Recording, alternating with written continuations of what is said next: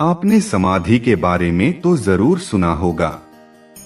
पौराणिक इतिहास में संत महात्माओं और ऋषि महर्षियों के समाधि लेने की बात हम सभी सुनते आए हैं। समाधि की परंपरा सनातन धर्म में बहुत पुरानी है। आदि गुरु शंकराचार्य ने भू समाधि ली थी, जिनका समाधि स्थल केदारनाथ में मौजूद है। प्रयागराज में बाघमरी पीठ के महंत नरेंद्र गिरी को भी भू समाधि दी गई थी। जब किसी स्थान पर किसी व्यक्ति को दफनाया जाता है और उसके ऊपर किसी तरह का स्मारक बनाया जाता है तो उसे समाधि कहा जाता है। परंतु कई बार साधु संत जीवित रहते हुए भी समाधि ले लेते हैं। यह समाधि वो अवस्था है जब मनुष्य का शरीर अपने आराध्य के साथ पूरी तरह से जुड़ जाता है, जिससे व्यक्ति और ईश्वर में बिल्कुल भी दूरी नहीं रहती। जो व्यक्ति इस समाधि को प्राप्त करता है उसे स्पर्श, रस, गंध, रूप एवं शब्द इन 5 विषयों की इच्छा नहीं रहती तथा उसे भूख, प्यास, सर्दी, गर्मी, मान अपमान तथा सुख दुख आदि किसी की अनुभूति नहीं होती। वह अनिश्चित काल तक अपने आराध्य के साथ संबंध बनाए रखता है।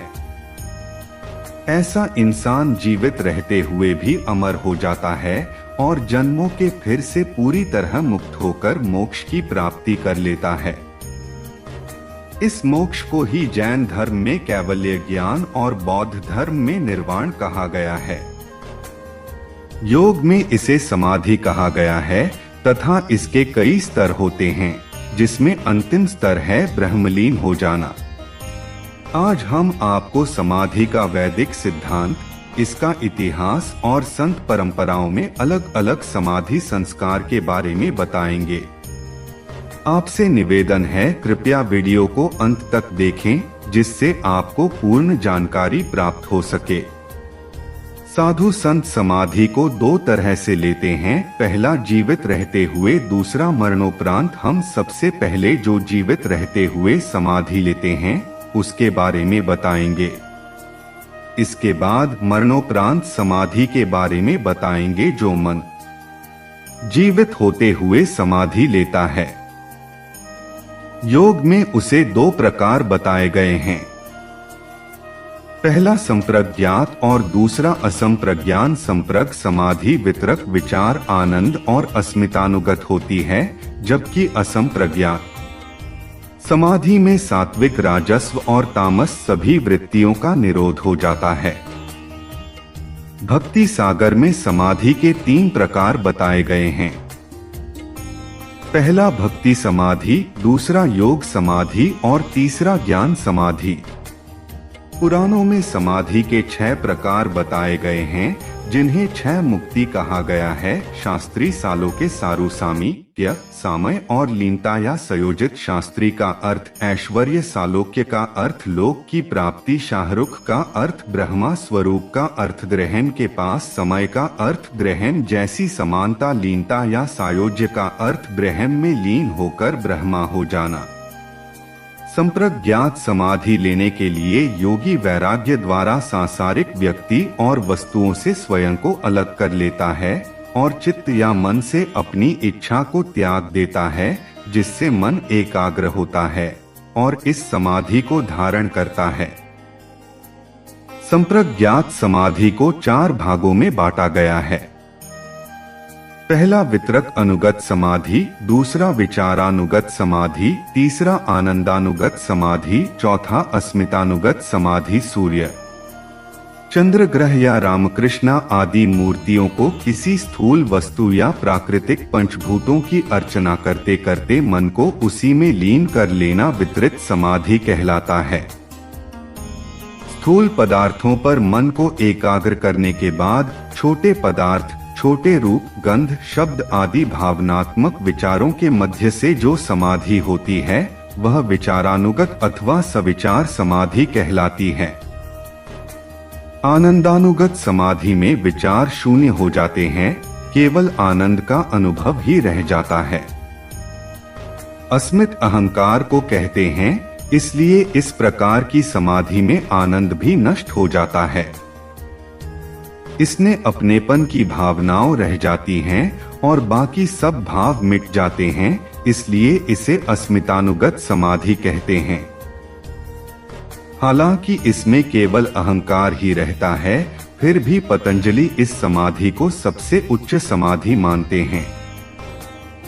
असंप्रज्ञात समाधि में व्यक्ति को कुछ भान या ज्ञान नहीं रहता, सिर्फ होश रहता है।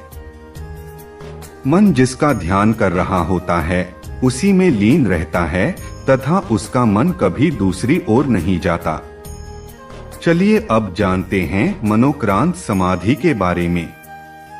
बाघमरी मठ के महंत नरेंद्र गिरी को भू समाधि दी गई थी क्योंकि उन्होंने यह इच्छा जताई थी कि उन्हें उनके गुरु की समाधि के पास भू समाधि दी जाए।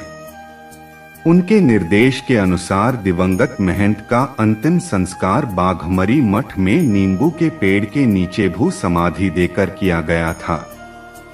आइए जानते हैं कि कैसे होता है संतों का अंतिम संस्कार। सनातन मत के अनुसार संत परंपरा में 3 तरह से संस्कार होते हैं।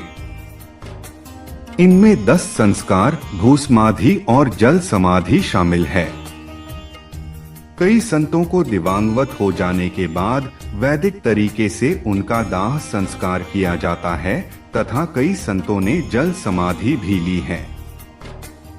वैष्णव मत में ज्यादातर संतों को भू समाधि देने की ही परंपरा है।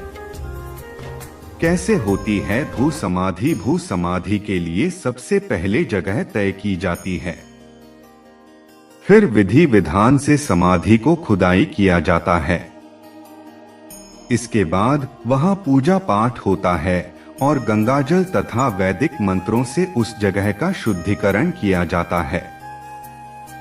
बताते हैं कि संतों को समाधि इसलिए दी जाती है ताकि बाद में उनके अनुयायी अपने आराध्य गुरु का दर्शन और अनुभव उनकी समाधि स्थल पर कर सके। भू समाधि में दिवंगत साधु को समाधि वाली स्थिति में ही बैठाया जाता है तथा बैठने की इस मुद्रा को सिद्ध योग मुद्रा कहा जाता है। कितना पुराना है भू समाधि का इतिहास? भारत में कई संतों ने भू समाधि ली है। ऐसा माना जाता है कि यह परंपरा 1200 साल से भी ज्यादा पुरानी है। आदि गुरु शंकराचार्य ने भी भू समाधि ली थी और उनकी समाधि केदारनाथ में आज भी मौजूद है। इसके अलावा प्रसिद्ध देवरहा बाबा के बारे में कहा जाता है कि उन्होंने भी जल समाधि ली थी। हरिद्वार में शांति कुंज के संस्थापक आचार्य श्री राम शर्मा की समाधि भी सजल श्रद्धा स्थल पर मौजूद है। जल समाधि में क्या होता है? बहुत से संतों को गंगा में जल समाधि देने की परंपरा रही है।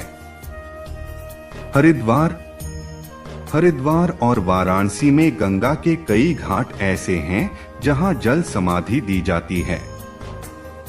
कुछ संतों को मृत्यु के बाद गंगा की बहती धारा के बीच नाव में ले जाकर प्रवाह करने की परंपरा है। हालांकि बहुत से अखाड़े जल समाधि के खिलाफ रहते हैं क्योंकि ये अखाड़े अग्नि संस्कार यानी दाह संस्कार को ही श्रेष्ठ मानते हैं। मित्रों, इस वीडियो में आपने जाना समाधि क्या होता है और साधु संत इसे अलग अलग तरीके से कैसे लेते हैं। नॉइस वास्तव में समाधि का अर्थ मोक्ष प्राप्त करना होता है और जब एक बार कोई मोक्ष प्राप्त कर लेता है तब उसे अनगिनत शक्तियां का एहसास होता है। जैसे आंखों के बगैर देखने की ताकत, कानों के बगैर सुनने की ताकत, मन और मस्तिष्क के बगैर बोध करने की ताकत, शरीर के जन्म और मरण के चक्र से बाहर निकलकर स्वयं को कहीं भी किसी भी रूप में अभिव्यक्त करने की ताकत, और सच मानो तो इस ब्रह्मांड से अलग रहने की ताकत। ब्रह्मांड से अलग वही रह सकता है जो ब्रह्मा स्वरूप शुद्ध चैतन्य है। अगर आपको हमारी प्रस्तुति पसंद आई हो तो वीडियो को लाइक कर देना और चैनल को सब्सक्राइब कर देना। जय श्री राम।